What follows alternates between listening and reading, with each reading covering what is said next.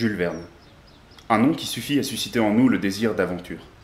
Julien Gracq, grand auteur du XXe siècle, a dit au cours d'un entretien ces quelques mots sur cet écrivain qu'il a tant admiré. Merveilleuse vignette de 5 semaines en ballon, avec la Victoria suspendue au-dessus des paysages d'Afrique. Il y eut pour moi Poe, comme j'avais 12 ans, Stendhal quand j'en avais 15, Wagner quand j'en avais 18, et il y eut Jules Verne. Jules Verne a été la passion de lecture de toute mon enfance. Nous sommes à Nantes, ville natale de l'auteur de 20 000 lieues sous les mers. C'est dans cette maison, sur l'île Feydeau, que naquit Jules Verne le 8 février 1828. Aujourd'hui, je vous propose de plonger avec moi dans l'univers de Jules Verne, un univers de science, de savoir et de voyage.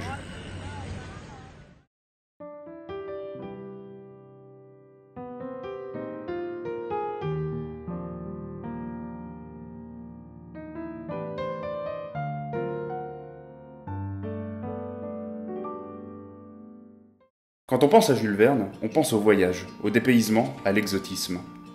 Mais l'histoire de l'œuvre de Jules Verne, c'est l'histoire de plusieurs rencontres tout au long de sa vie. La première de ces rencontres, c'est la rencontre avec une ville, la ville de Nantes. C'est près du quai de la Fosse que le jeune Jules Verne, alors enfant, remplit son esprit d'images merveilleuses. Les bateaux, les mâts, les marins, la mer, l'eau, le navire qui disparaît en quittant la ville. Ces images resteront gravées dans sa mémoire et ses livres porteront l'empreinte de la beauté de la mer. Mais Jules Verne, c'est surtout l'homme qui a rencontré la science. La science n'est pas une toile de fond dans ses livres, quelque chose qui serait en quelque sorte superficiel. En réalité, la science est au cœur du travail de l'écrivain, et ça, c'est plus original qu'on ne le croit. Il voulut en fait vulgariser les avancées scientifiques de son temps, accompagné par son éditeur et ami Jules Hetzel, qui donna au livre la forme que l'on connaît. Ces livres rouges, appartenant aux magasins d'éducation et de récréation, destinés à la fois aux enfants et aux adultes avides de dépaysement. Prenez un de ces livres et vous verrez que de nombreux domaines du savoir y sont traités, aussi bien la géologie, la géographie, le monde marin ou le monde des avions, des aéronefs. Ce qui permet l'entrée de Jules Verne dans l'univers de la science, c'est la rencontre avec une autre personne, Nadar, alias Gaspard Félix Tournachon. Gaspard Félix Tournachon. Pour ceux qui ne le connaissent pas, on lui doit une grande partie des photographies des écrivains du XIXe siècle, Baudelaire, Hugo, Nerval, Sand.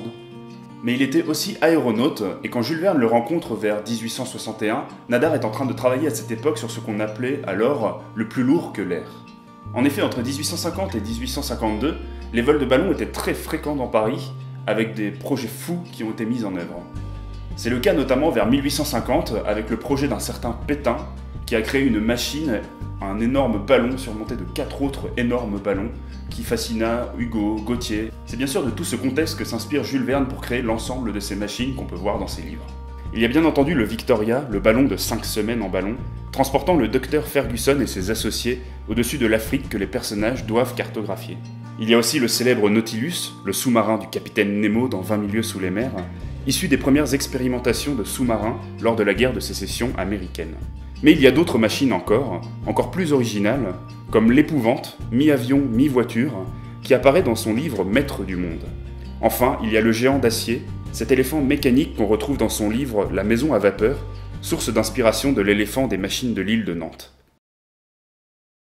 On comprend comment chez Jules Verne il y a toujours ce souhait de partir d'une base scientifique et technique, et ce n'est qu'après que les rouages de l'imagination se mettent en marche.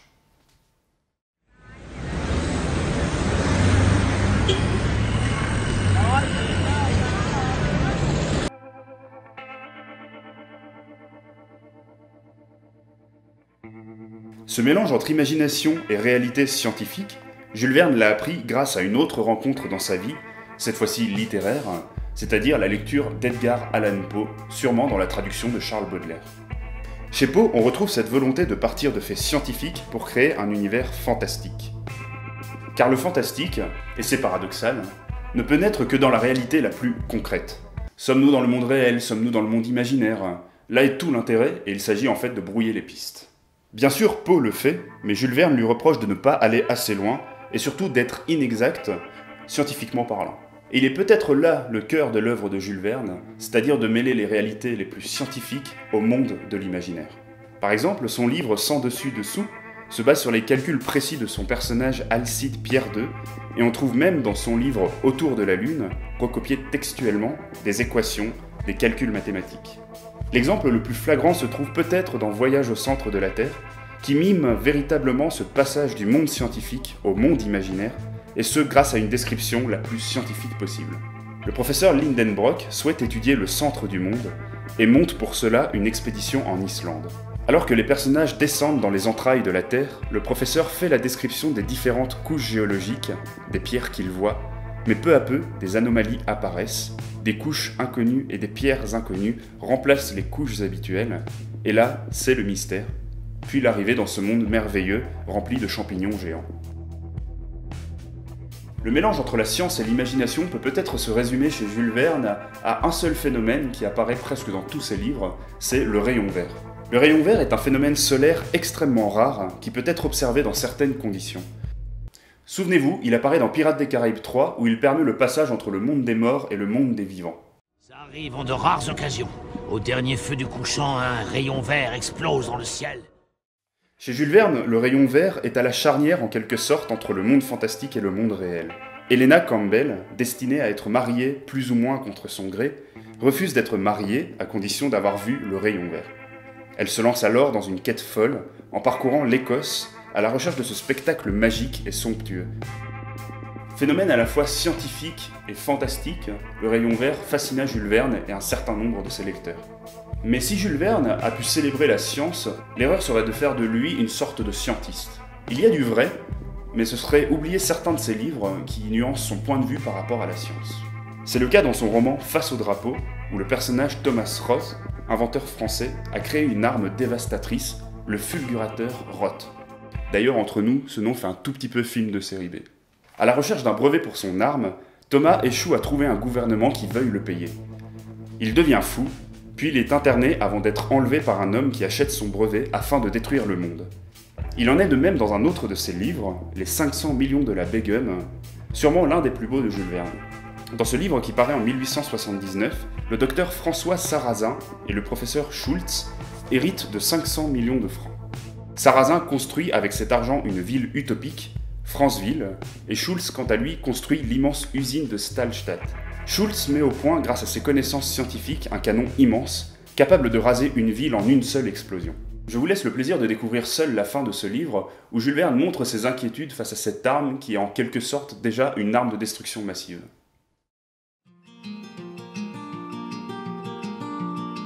Mais comment parler de Jules Verne sans parler de tous ces personnages à la fois atypiques et fascinants? Phileas Fogg, le capitaine Nemo. En continuant à voyager dans l'univers de Jules Verne, on tombe, au détour d'une page, sur ces personnages étranges. Nemo, ça veut dire personne. Qui est donc Nemo?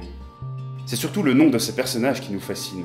Michel Strogoff, Ivan Ogareff, son ennemi, Marcel Bruckmann, Matthias Sandorf, le professeur Lindenbrock.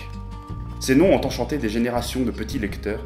Ils étaient en quelque sorte la marque de Jules Verne, des noms à la musicalité proche. Ogareff, Strogoff, Sandorf, Fogg. Tous ces personnages fascinent par leur caractère.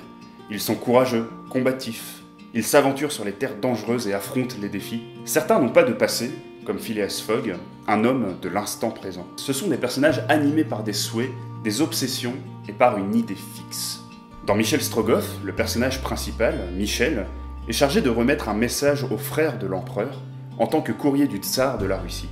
Or, les armées tartares envahissent le pays et lui barrent la route. Michel n'a qu'une seule idée en tête, remettre le message.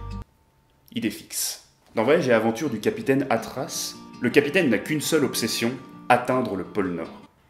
Idée fixe. Dans le Tour du monde en 80 jours, Phileas Fogg se lance dans un périple à grande vitesse autour du monde, après avoir parié avec les membres du Reform Club à Londres. Un seul objectif, rentrer dans les temps. Encore et toujours, idée fixe. On le comprend, le personnage de Jules Verne a en lui un trouble, et toutes ses actions sont dirigées vers son obsession. Obsession, folie, sûrement un souvenir d'Edgar Allan Poe. Car oui, les personnages deviennent parfois fous à cause de leur obsession, et c'est le cas du capitaine Atras. Néanmoins, peu des personnages de Jules Verne deviennent réellement fous, et ça les rend particulièrement originaux. Traditionnellement, le personnage du roman est celui qui ramène la paix dans le monde, et cette logique sous-tend la logique du récit. Prenez Harry Potter. Harry est comme destiné à tuer Voldemort, qui a amené le mal dans le monde, et son objectif est de rétablir la paix en tuant Voldemort. Prenez également Frodon dans Le Seigneur des Anneaux. Il s'agit pour lui de détruire Sauron, de détruire l'anneau, qui n'apporte que maléfices et chaos dans la Terre du Milieu. Or justement, chez Jules Verne, les choses sont un tout petit peu plus complexes. On a bien sûr des personnages qui ressemblent à ce schéma, comme dans le livre Le Château des Carpates. Dans un village de Transylvanie, un berger s'aperçoit s'échapper d'un château soi-disant abandonné, une fumée noire qui panique le village. Un personnage, Franz de Telek, s'élance alors vers le château pour comprendre ce qui se passe. Mais d'autres personnages de Jules Verne n'ont en réalité aucun problème à régler. Le désordre est en quelque sorte intérieur au personnage. Si on prend l'exemple du Tour du monde en 80 jours, c'est le personnage lui-même, à savoir Phileas Fogg, qui se lance un pari, celui de faire le tour du monde en 80 jours. En quelque sorte, ce n'est pas l'aventure qui vient au personnage, comme ça peut être le cas pour Bilbon par exemple, dans Bilbo le Hobbit, c'est en fait l'inverse, c'est le personnage qui va vers l'aventure. Ça peut paraître un détail, mais pas tant que ça. Du coup, il se dégage des livres de Jules Verne une énorme énergie, comme si les personnages étaient tout entiers dirigés vers leurs actions, vers leurs péripéties.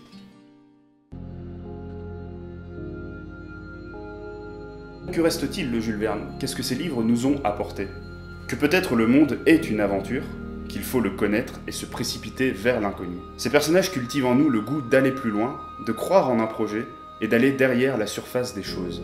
En effet, le professeur Lindenbrock ne se contente pas de la simple étude de la surface de la Terre, il veut pouvoir explorer son centre et atteindre le feu central du monde. Le capitaine Nemo ne se contente pas de naviguer sur la mer, il veut explorer ses profondeurs et ses mystères. Les personnages de Jules Verne nous enseignent, un peu comme ces scientifiques dans Autour de la Lune, à ne pas se contenter de simplement regarder la Lune et d'admirer sa beauté. Le véritable voyage commence, un peu comme pour Michel Ardan, dans l'exploration de sa face cachée.